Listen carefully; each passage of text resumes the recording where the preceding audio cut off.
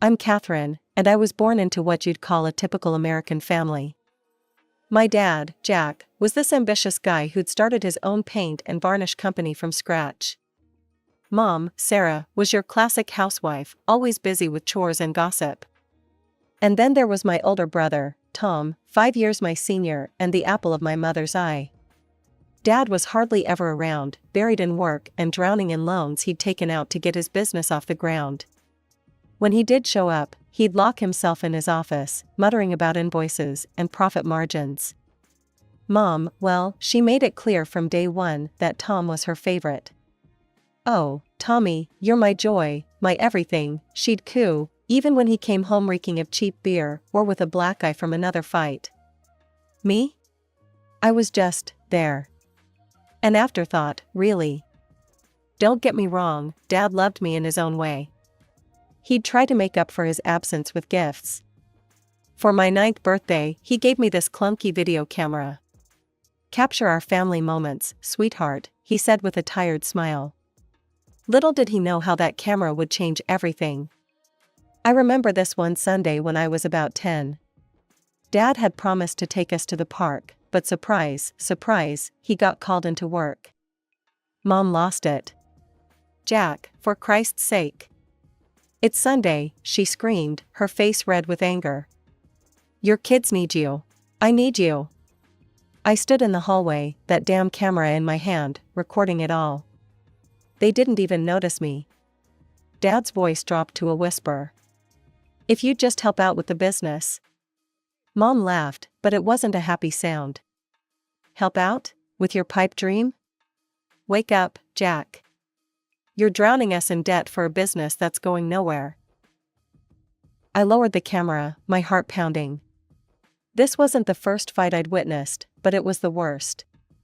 I didn't fully understand what was happening, but I knew our family was falling apart. As the days went by, the tension in our house grew thicker. Dad spent more time at work, and when he was home, the silence between him and Mom was deafening. Tom started acting out more, coming home late, reeking of cigarettes and God knows what else. One night, I woke up to the sound of breaking glass. I crept downstairs, camera in hand. It had become a sort of security blanket for me. Mom was standing in the kitchen, surrounded by shattered pieces of what used to be her favorite vase. "Mom?" I whispered. She turned to me, her eyes glazed over. "Go back to bed, Kath," she slurred. That's when I noticed the half-empty wine bottle on the counter. The next day, everything seemed normal again. Mom made pancakes, Dad read the newspaper, and Tom slouched over his cereal. But I knew better now. I knew that beneath the surface, our family was cracking like that vase. It was just another Tuesday when my world exploded. I was 10, Tom was 15, and neither of us had any clue what was about to hit us. I was in my room, fiddling with my camera, when I heard the front door slam. Dad's voice boomed through the house, angrier than I'd ever heard it. "Sarah, get down here now." Curious and scared, I crept to the top of the stairs, camera in hand. Force of habit, I guess. Mom sauntered into the living room, looking annoyed. "What's got your panties in a twist, Jack?" Dad's face was red, his hands shaking as he thrust a manila envelope at her. "Care to explain this?" I zoomed in on Mom's face. She looked different. Not scared or sorry, but almost relieved. "Well?" Dad demanded. "What do you have to say for yourself?" Mom tossed the papers aside and laughed. It was a cold, harsh sound that made me shiver. "What do you want me to say, Jack? That I'm sorry? You want the truth? I've been cheating on you for years. And you know what? I enjoyed every minute of it." I gasped, almost dropping my camera. Dad looked like he'd been punched in the gut. "Why, Sarah, why would you do this?" "Because you were never here, Jack," Mom exploded. "You and your damn business. Did you really think I'd sit around waiting for you forever?" "I did it for us," Dad said weakly. "For our family." Mom scoffed. "Family? What family? We've been broken for years, Jack." I was just the first one to admit it. The argument went on for hours. I recorded every painful minute of it, even though my arms ached and my eyes burned with unshed tears. They never noticed me standing there, too caught up in their own drama. The next few weeks were a blur. There were hushed phone calls, slammed doors, and more shouting matches than I could count.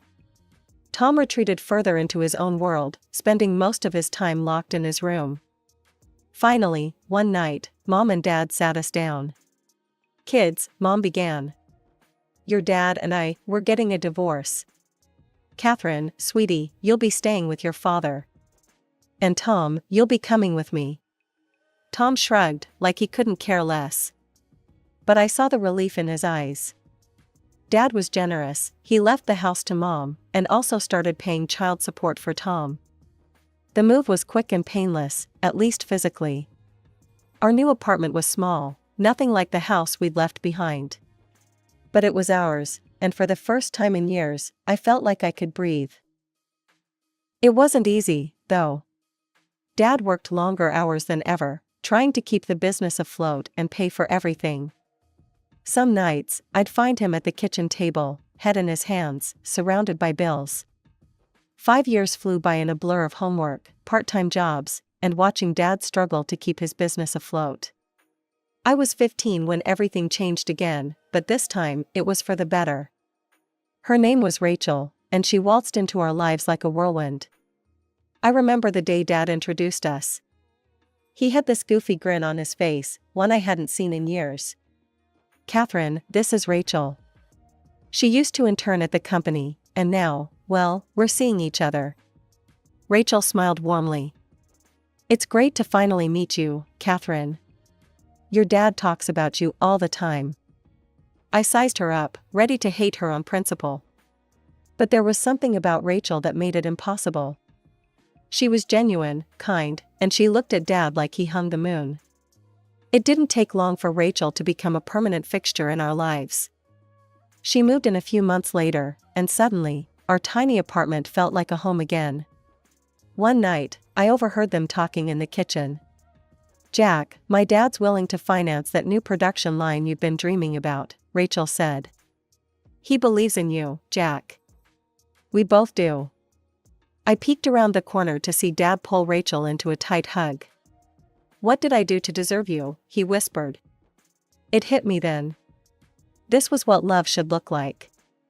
Not the bitter, resentful mess I'd grown up with, but this, support, trust, and genuine happiness. The next few years were like watching a rocket take off. With Rachel's connections and Dad's expertise, the business skyrocketed. The new paint line was a hit in Rachel's dad's hardware stores, and soon, orders were pouring in from all over the country. I'd catch Dad and Rachel working late into the night, heads bent over spreadsheets, arguing good-naturedly about expansion plans. But unlike the arguments I remembered from my childhood, these always ended with laughter and a kiss. "Why don't you two just get married already?" I asked one day over dinner. They shared a look and burst out laughing. "Oh, sweetie," Rachel said, wiping tears from her eyes. "Our love doesn't need a government stamp of approval." I rolled my eyes, but I got it. They were happy, and that's all that mattered. As for me, well, I was doing pretty well too. I threw myself into my studies, determined to make Dad proud. When I graduated college, there was no question about what I wanted to do next. And just like that, we became an unstoppable trio. Dad with his industry knowledge, Rachel with her business savvy, and me with fresh ideas from college. We were unstoppable. 10 years after Rachel came into our lives, Dad was rich. Like, private jet and vacation homes rich. It was surreal. Mom and Tom, well, that's a whole other can of worms. I hadn't spoken to either of them in years. Not since that disastrous Thanksgiving when Mom got drunk and called Rachel a home-wrecking whore. Tom supported her and called me a traitor. I'd left in tears that night, vowing never to subject myself to that again. Sometimes, I'd see Mom's name pop up in my phone, or get a random text from Tom asking for money. I always ignored them. It hurt, but I'd made my choice. I chose happiness, success, and love. Life has a cruel way of pulling the rug out from under you, just when everything seems perfect. For us, that moment came on a sunny Saturday in June. Dad had been talking about bungee jumping for weeks. "Life's too short to play it safe," he'd say, eyes twinkling with excitement. Rachel and I tried to talk him out of it, but you know how Dad was when he set his mind to something. The call came just after noon. I remember every excruciating detail. The trembling voice of the bungee instructor. The words "heart attack" and "didn't make it" echoing in my ears. The sound of Rachel's coffee mug shattering on the kitchen floor. It didn't feel real. Dad, gone? The man who'd built an empire from nothing, who'd weathered every storm life threw at him, taken down by a stupid bungee jump. The funeral was, well, it was a show, to put it bluntly. It seemed like half the city had turned up to pay their respects.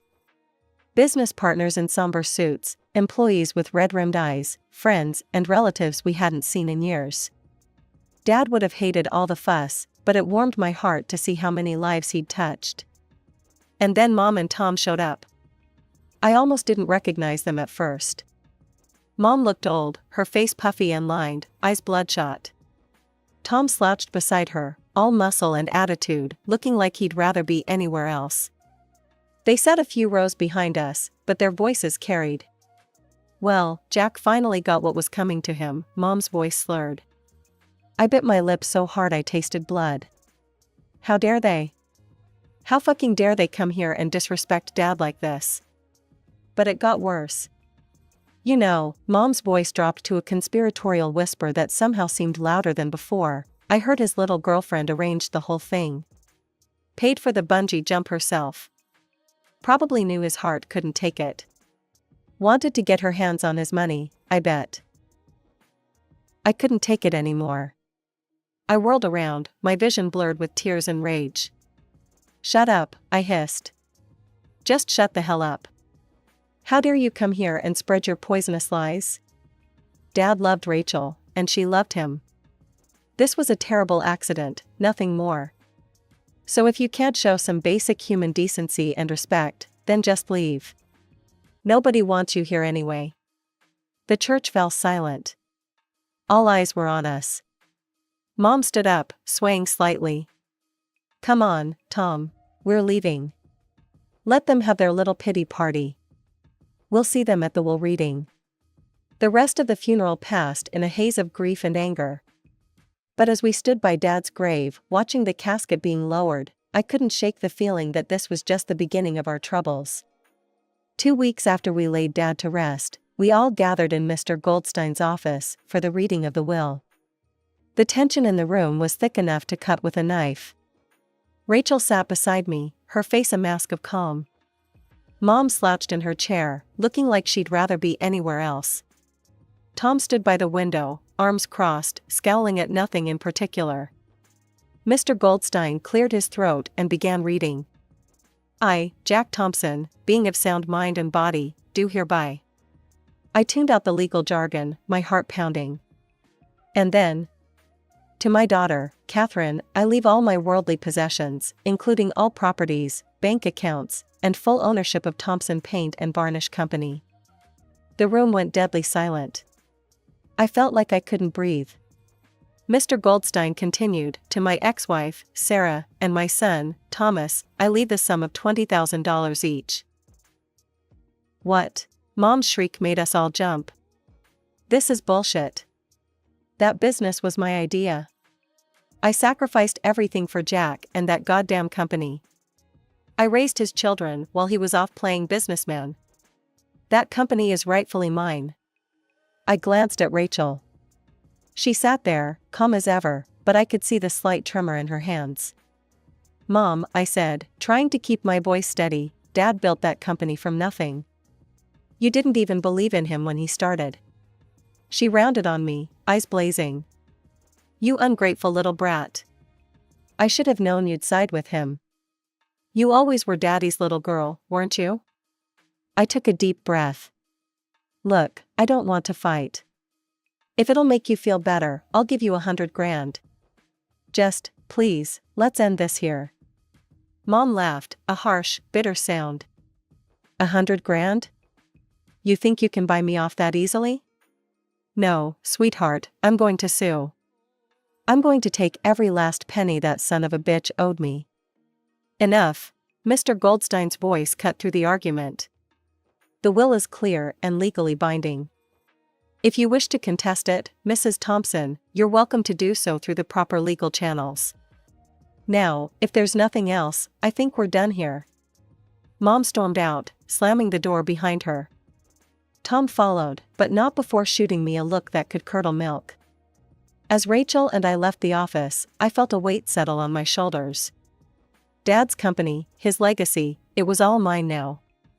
And apparently, so were his problems. After the disaster at Mr. Goldstein's office, Rachel and I retreated to Dad's, my penthouse. The silence was deafening as we both tried to process what had just happened. Rachel, I said, breaking the quiet. We need to talk about the business. I want you to have a part of it. 20%. Rachel's eyes widened in shock.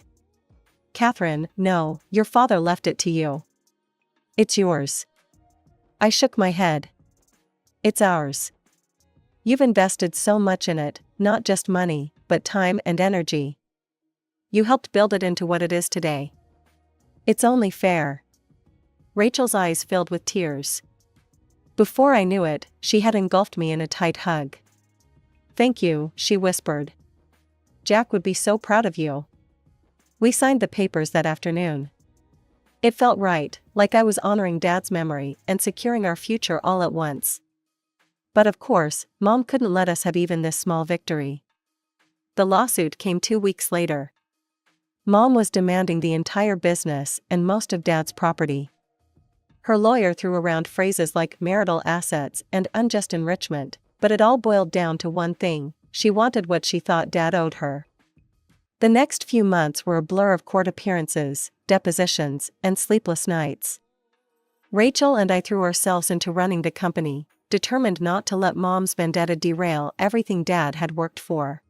In the end, the judge rejected Mom's claims. The will stood. I thought that would be the end of it, but I should have known better. It was during the final hearing that Mom's lawyer dropped the bomb. Your Honor, we've just learned that Ms. Thompson has transferred a significant portion of the business to Rachel Carson, the deceased's girlfriend. In light of this new information, we'd like to file a separate suit against Ms. Carson. My heart sank. I glanced at Rachel, who had gone pale. On what grounds? The judge asked, sounding as tired as I felt. Alienation of affection, Your Honor. We have reason to believe Ms. Carson engaged in an affair with the deceased years ago, leading to the breakdown of my client's marriage. I couldn't believe what I was hearing. It was a lie, all of it. But as I looked at Mom's triumphant face, I realized she didn't care about the truth. She just wanted to hurt us, to take what she thought was hers. As we left the courthouse that day, reporters swarmed us, shoving microphones in our faces and shouting questions. Ms. Thompson, did you know about your father's affair? Ms. Carson, how long were you involved with Jack Thompson? Is it true you're giving away your inheritance to your father's mistress? Rachel grabbed my hand and pulled me through the crowd. No comment, she repeated, her voice steady even as I could feel her hand shaking in mine. Once we were safely in the car, I broke down. I'm so sorry, Rachel. This is all my fault. If I hadn't given you part of the company. Stop, Rachel said firmly. You did nothing wrong. Your mother, she's hurt and angry, and she's lashing out. But we're going to get through this.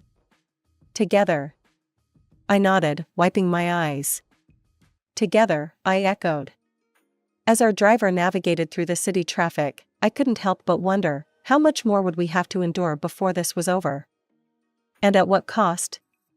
The day of the trial arrived, and I felt like I was going to be sick.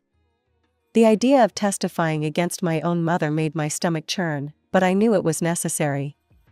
Rachel deserved justice, and Mom needed to face the consequences of her actions. As I sat in the witness stand, I could feel Mom's glare burning into me. But I focused on Rachel's encouraging smile and found the strength to speak. "Your Honor," I began, my voice surprisingly steady, "I have evidence that directly contradicts my mother's claims." The courtroom fell silent as I explained about the old videos I'd found. With shaking hands, I presented the tapes to the court. The first video played, showing a much younger version of my parents in our old living room. Mom's voice, slurred but clear, filled the courtroom. "You want the truth, Jack? Fine. I've been cheating on you for years. And you know what? I don't regret it one bit." I couldn't look at Mom, but I heard her sharp intake of breath. The video continued, laying bare all of her infidelities and lies. Next, I presented the detective's report Dad had kept. It detailed Mom's affairs with dates, times, and photographic evidence.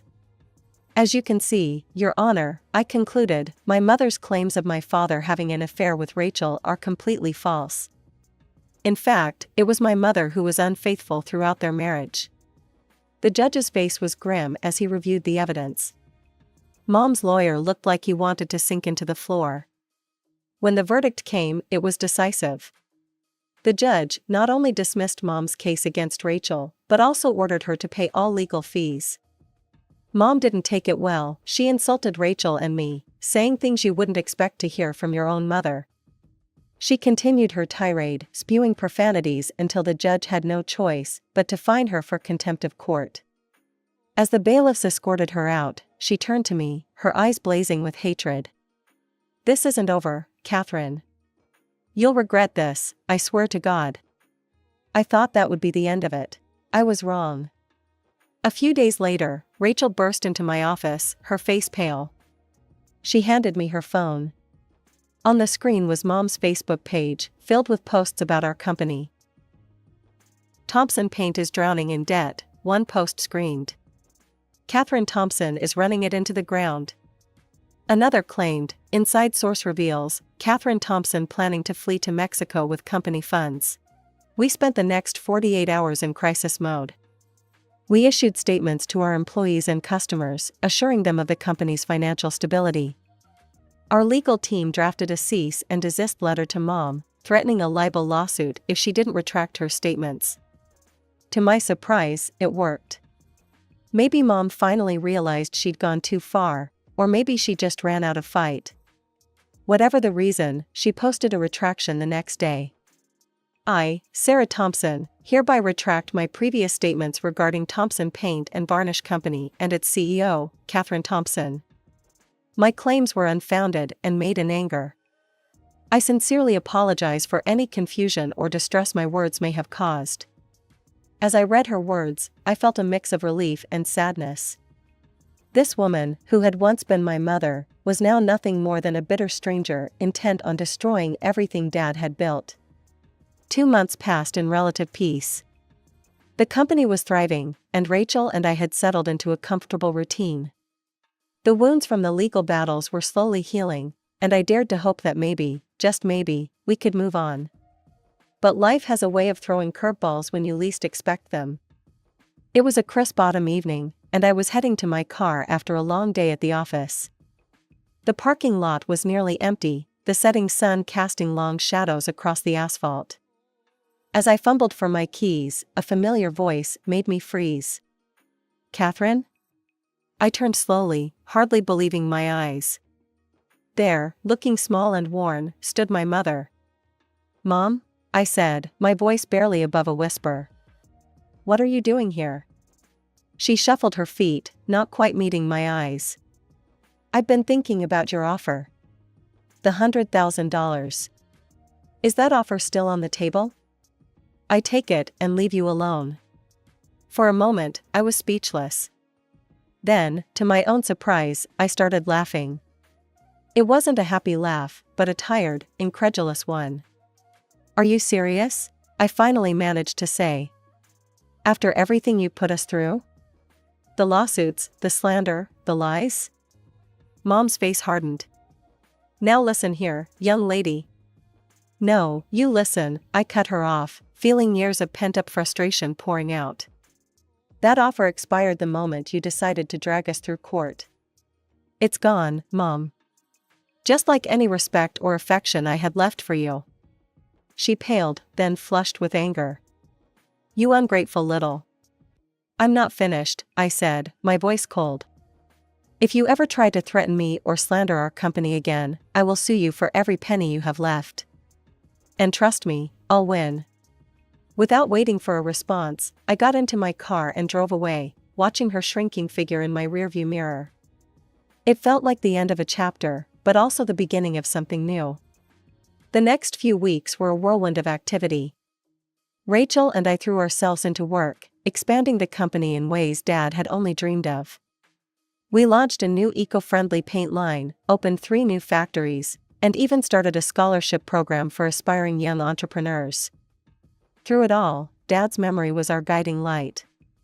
We kept his photo on the wall of our main conference room, a constant reminder of where we came from and what we were working towards. Dad was gone, but his legacy lived on through us. Through the company he'd built from nothing, through the love he'd shared with Rachel, and through the strength he'd instilled in me. And as for me and Rachel? We were more than just business partners. We were family. Bound not by blood, but by love, respect, and a shared dream. I'm Anna, the afterthought in a family of geniuses. My parents, both big shots at the university, had their lives all mapped out. Then I showed up, uninvited and unexpected. We found out too late, Mom would often say, her voice thick with regret. By the time we knew, it was already too late for other options. My sister Sarah and I were born just 11 months apart. We looked like twins, but that's where the similarities ended. She was the brain, I was the heart. From day one, it was clear who the favorite was. Look, John. Sarah's reading already, Mom exclaimed one day when I was about 3. Sarah sat in the corner, nose buried in a book meant for kids twice her age. That pretty much set the tone for our childhood. Sarah devoured books, I devoured life. She memorized complex texts, I struggled to remember what I had for breakfast. I was diligent, hardworking. But no matter how hard I worked, it never seemed to be enough. Anna, Mom said one day, exasperation clear in her voice, how many times do I have to explain this? It's simple addition. I stared at the numbers, willing them to make sense. But they danced across the page, mocking me. Meanwhile, Sarah breezed through her advanced math homework in the next room. But where I lacked in academics, I made up for in personality. I was the class clown, the life of the party. My laughter was infectious, to everyone except my parents. One evening at dinner, I was telling a joke I'd heard at school. And then the chicken said, Anna, Mom's sharp voice cut through my story. Enough. Laughing for no reason is a sign of low intelligence. Please control yourself. I felt my cheeks burn with shame. Across the table, Sarah smirked, her eyes never leaving her book on quantum physics. As elementary school progressed, the divide only deepened. Sarah collected academic awards like they were going out of style. Me? I was lucky if I got a gold star for attendance. I'll never forget the day of the school science fair in 5th grade. Sarah's project on cellular mitosis won first place. Mine, well, let's just say my baking soda volcano didn't exactly erupt as planned. As we drove home, the car filled with praise for Sarah's achievement. I sat in the back, covered in dried baking soda, feeling smaller by the minute. Well, Dad finally said, glancing at me in the rearview mirror, I suppose not everyone in the family can be scientifically inclined. Mom nodded, her lips pressed into a thin line. It's clear Anna doesn't have the aptitude for it. What will our colleagues think? I sank lower in my seat, wishing I could disappear. That was the moment I realized I'd never be able to maintain their precious status in the scientific community.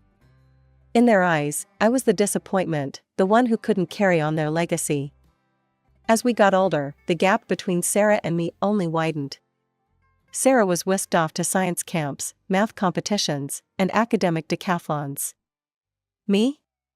I was left with our elderly babysitter, Mrs. Jenkins. But you know what? Mrs. Jenkins was a godsend. While my parents were grooming Sarah to be the next Einstein, Mrs. Jenkins was teaching me skills that would serve me well in the real world. "Come on, Anna," she'd say, her wrinkled hands guiding mine as we kneaded dough. "Let me show you how to make a pie that'll knock their socks off." Other days, we'd clip coupons and plan grocery lists. "Listen here, girl," she'd say, her eyes twinkling. "Knowing how to stretch a dollar is just as important as knowing how to split an atom." But the best lessons came during our heart-to-heart talks. "Anna, sweetie," she said one day as we sat on the porch, watching the sunset. "Not everyone's born a genius, but everyone can make the world a little better. You remember that?" Those words became my lifeline in a house where I never seemed to measure up. At school, Sarah continued to shine. She participated in every academic competition, bringing home trophies and medals that Mom would display proudly in the living room. My report cards, on the other hand, were hidden away in a drawer, never to see the light of day. High school was a struggle. While Sarah breezed through AP classes and SAT prep, I was just trying to keep my head above water. Math was my nemesis, and no matter how hard I tried, the numbers just wouldn't cooperate. The day we got our SAT scores was the final straw. Sarah, of course, had aced it. Me? Let's just say, my score wouldn't be getting me into any colleges. "A dumbass, that's what you are," Dad yelled, waving my score report in my face. "How can you be so stupid? It's simple addition, for God's sake." Mom stood by, shaking her head in disgust. "And Sarah?" She leaned against the doorframe, a smug smile playing on her lips. Not once did she step in to defend me. Not once did she offer to help. She just watched, probably thinking how lucky she was to be the smart one. I stood there, tears streaming down my face, as my parents continued their tirade. "You can't even add 2 plus 2. How do you expect to get into college? To make something of yourself?" Their words cut deep, each one a reminder of how I'd never be good enough. But somewhere in the midst of their shouting, I felt something else stirring. Anger, determination. A fierce desire to prove them wrong. As I lay in bed that night, their harsh words still ringing in my ears, I made a decision.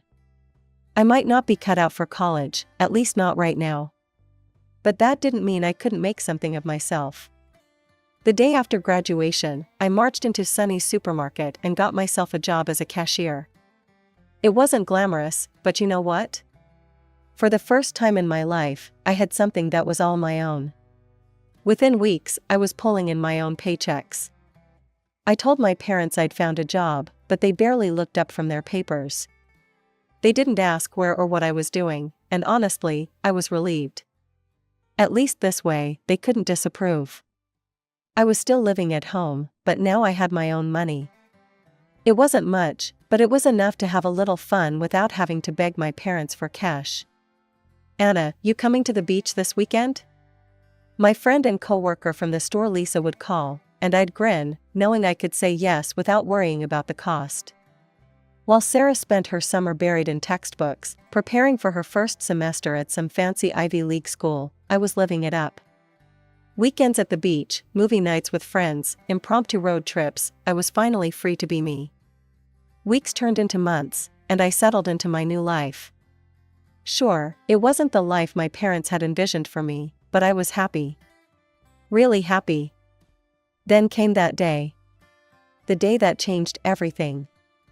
It was a Tuesday afternoon, the store was quiet, and I was restocking the gum display when I heard the automatic doors swish open. I looked up, my customary greeting on my lips, and froze. There, looking as prim and proper as ever, was my mother. For a moment, we just stared at each other. I saw the shock in her eyes, followed quickly by embarrassment. She turned, clearly intending to leave without a word. But some part of me, some naive, hopeful part, called out, "Mom, hey." She turned slowly, her face a mask of disdain. "Anna," she said, her voice dripping with disappointment, "what are you doing here?" I gestured to my name tag, trying to keep my voice light. "I work here. Have been for a few months now." Her eyes narrowed. A saleswoman? Really, Anna? The daughter of a professor, reduced to this? She waved her hand dismissively at the store around us. What will our colleagues think if they find out my daughter is the lowest rung on the social ladder? Her words hit me like a slap. I'd been proud of my independence, of earning my own way. But in her eyes, I was just an embarrassment. I'm working honestly, I managed to say, my voice small. I'm not doing anything wrong. But Mom was beyond reason. Her voice rose, drawing the attention of the few customers in the store. You will quit this job immediately, do you hear me? I will not have you embarrassing our family like this. And you can forget about living under our roof if this is the path you choose. I stood there, rooted to the spot, as she stormed out of the store. The automatic doors swished closed behind her, leaving a deafening silence in her wake. That night, I returned home with a heavy heart and tear-stained cheeks. The house was quiet, but the silence felt oppressive. Without a word, I went to my room and started packing. As I was zipping up my last suitcase, Mom appeared in the doorway. Instead of the concern I'd foolishly hoped for, her face showed only relief. So, you finally decided to leave, she said, her voice devoid of emotion. Good, it's for the best. Dad appeared behind her, nodding in agreement. Remember to change your surname, he added. We can't have you disgracing our family name with your choices. Their words stung, but I was beyond tears now. Fine, I said, my voice surprisingly steady.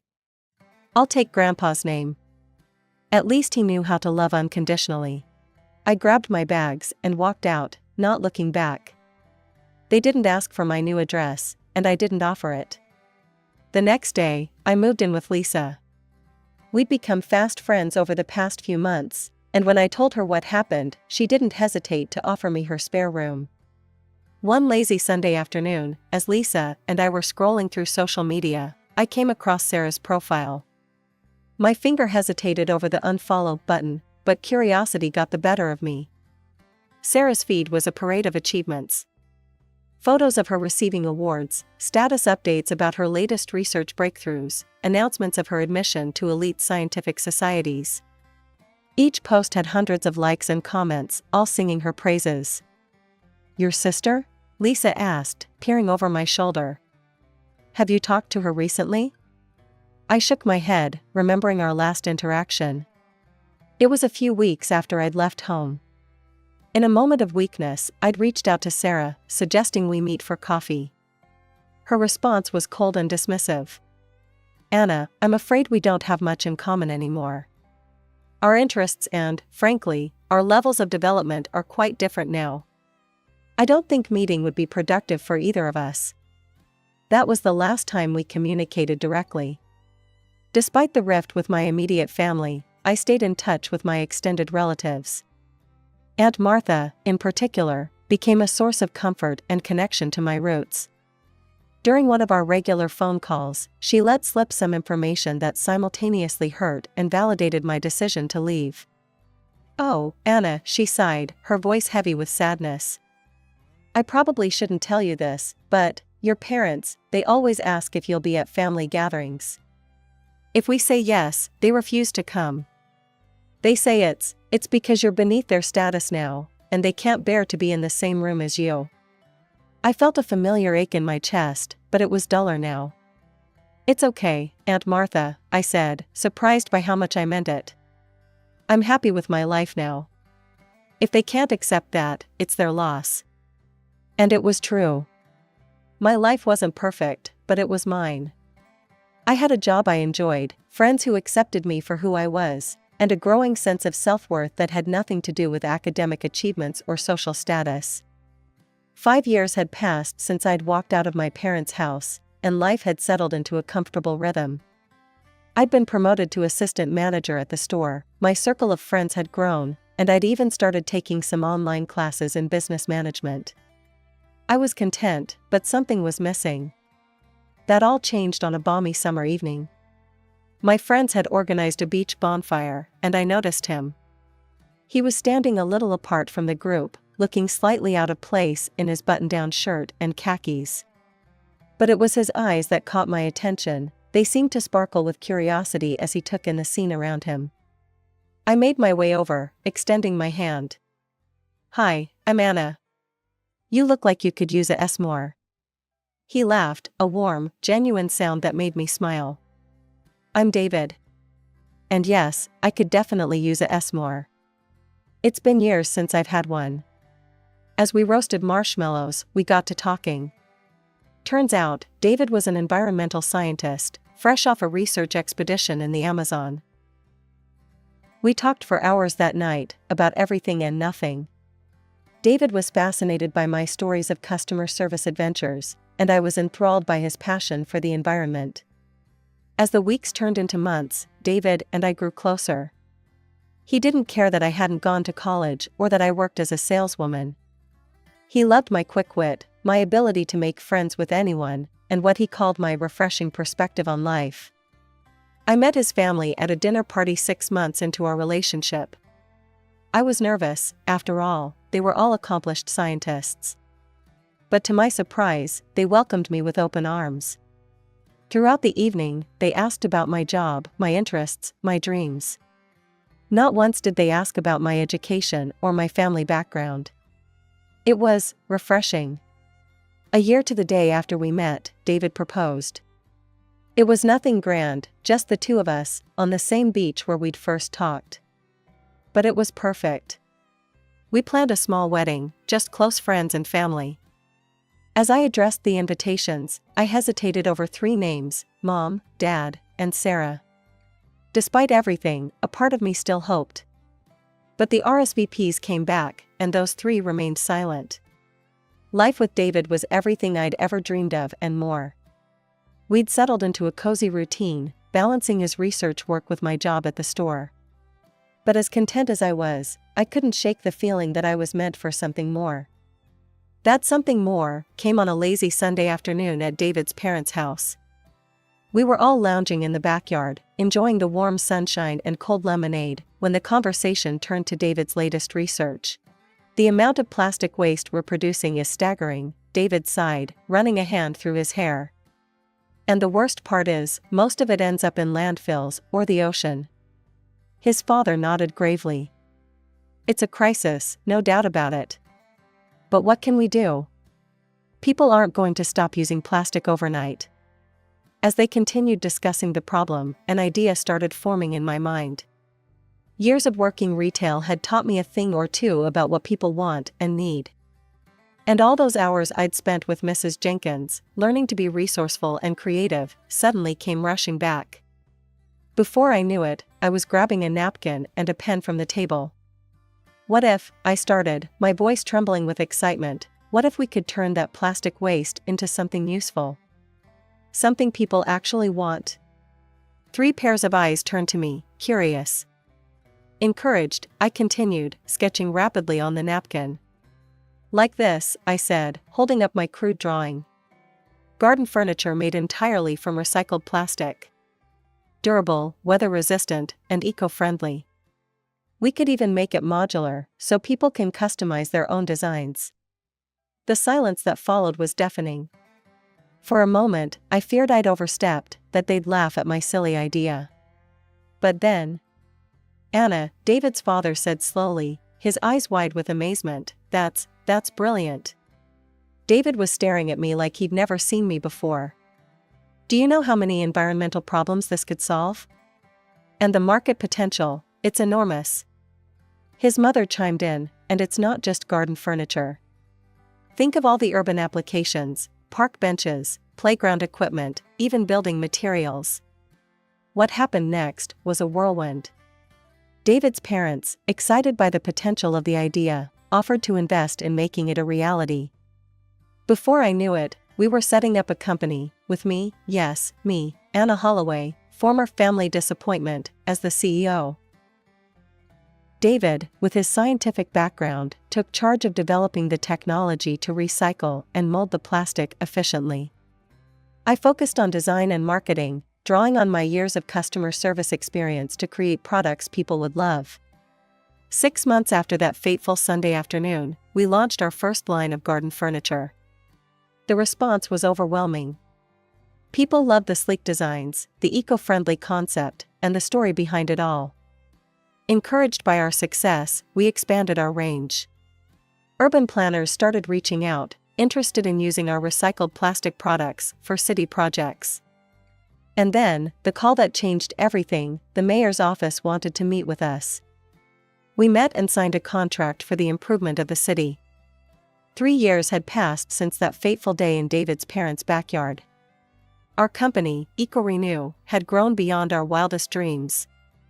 We'd recycled tons of plastic waste, transformed city parks, and even started branching out into eco-friendly building materials.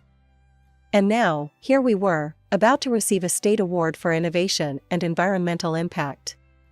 As David and I stood in the grand ballroom, surrounded by the crème de la crème of the scientific and business world, I couldn't help but feel a sense of pride.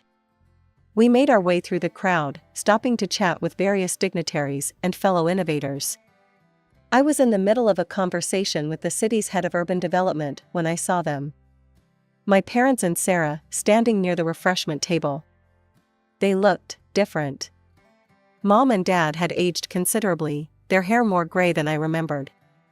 And Sarah, always so put together, looked exhausted, dark circles under her eyes. For a moment, our eyes met across the room. I saw the shock register on their faces, clearly not expecting to see me in such a setting. I turned to David, linking my arm through his. "Let's go find your parents," I said, perhaps a bit louder than necessary. As we walked past my family, I kept my eyes forward, chin held high. We found David's parents near the stage, beaming with pride. As we chatted about the upcoming ceremony, I noticed movement out of the corner of my eye. My mother was approaching, her eyes fixed on David's mom. "Excuse me," I heard her say, her voice sickly sweet. "I couldn't help but notice your lovely family. You must be so proud of your son and his wife?" I tensed, waiting for the other shoe to drop. But my mother-in-law just smiled warmly. "Oh, we are. Anna is a remarkable woman. We're lucky to have her in our family." As she walked back to my father and Sarah, I could see them huddling together, whispering furiously. I caught snippets of their conversation. "Can't believe it's her. Married into a family of scientists. Probably just here as his plus one." The moment had finally arrived. As the presenter called my name, announcing EcoRenew as the recipient of the State Environmental Innovation Award, I felt a surge of pride. I walked onto the stage, my heart pounding with excitement. As I reached for the microphone, ready to deliver the speech I'd carefully prepared, chaos erupted. My mother rushed onto the stage. Before I could react, she had grabbed my arm and snatched the microphone from my hand. "Ladies and gentlemen," she announced, her voice quavering with emotion, "I am the proud mother of this brilliant, worthy woman." She gestured dramatically towards me. "We always knew Anna would become someone extraordinary." I stood there, frozen in disbelief, as she continued her performance, even managing to squeeze out a few tears. The audience, recognizing the famous Professor Anderson, broke into applause. In that moment, rage and hurt bubbled up inside me, years of neglect, disappointment, and rejection crystallizing into a single, burning point of resolve. I would not let her steal this moment. I gently but firmly took the microphone back from her. "Thank you, Mother," I said, my voice steady, despite the storm of emotions inside me. "If I could have a moment of silence, please." The room hushed, all eyes on me. "Yes, I am the daughter of the renowned Professors Anderson," I began, my voice carrying clearly across the silent room. "But I stand before you today not because of them, but despite them." I saw shock ripple through the audience, my mother's face paling beside me. I recounted the years of missed school events, of being told I was an embarrassment, of being asked to change my name and move out. I worked as a saleswoman, hiding my identity, because my own parents were ashamed of me. The room was dead silent, hanging on every word. But today, I stand before you not as a failure, but as a success. Not because of my family name, but because of the family I chose. I looked towards David and his parents, seeing tears in their eyes. My husband, David, and his wonderful parents saw potential in me when no one else did. They encouraged my ideas, supported my dreams. It's thanks to them that EcoRenew exists, that we've been able to make a difference in our environment and our community. I gestured for David to join me on stage. As he walked up, I saw my father and Sarah slip out of the hall, unable to bear the scrutiny of the crowd. This award, I continued, holding up the plaque, is a testament to what can happen when you believe in someone, when you nurture their potential instead of crushing their spirit. It's proof that intelligence comes in many forms, and that kindness and support can change lives. I turned to my mother, still standing shell-shocked beside me. I'm sorry, but I can't accept your sudden pride in me. You lost that right years ago. My real family is here, I said, putting my arm around David. The hall erupted in applause, people rising to their feet. I saw tears, heard whispers of admiration and support. David's parents were openly crying, beaming with pride. In the days that followed, I heard through the grapevine that my parents and Sarah were facing backlash in their academic circles. People were shocked by their treatment of me, and many were reconsidering their associations with them. Part of me felt guilty for exposing them, for complicating their lives, as they put it. But a stronger part knew that I had done nothing wrong. I had simply told the truth, a truth that had been silenced for far too long. As for me, life went on. EcoRenew continued to grow and innovate. David and I started talking about starting a family of our own. And every day, I woke up grateful for the life I had built, for the family I had chosen, and for the strength I had found within myself.